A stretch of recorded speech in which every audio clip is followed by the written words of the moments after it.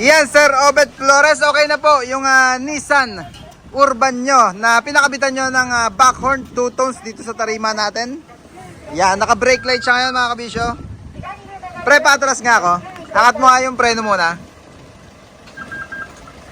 Yan, pagka nag-cambio ng reverse mga kabisyo, yan yung tunog niya. Yan yung Denso 2 tones natin na backhorn. Neutral muna sir, tapos pa-preno naman. Yan, original kasing signal kaliwa yan sa Japan yung tone na yan. Pero dito sa Pilipinas mga kabisyo, alam mo problema, gamitin natin sa preno. At yung backhorn niya, yung back buzzer niya, yung original ng reverse tone ng Denso sa Japan mga kabisyo.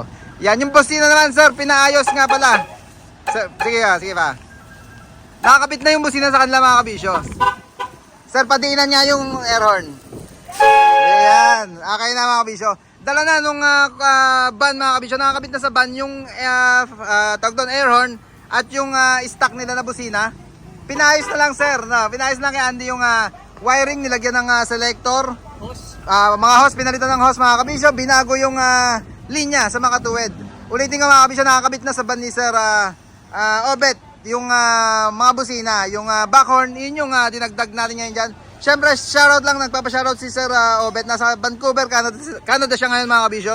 Ang Santos family, Calopez family, Aboy family, Amboy ba yun? Sorry. Ventura family. At siyempre yung Flores family na Sir Obet, Laila, Kate, Wesley.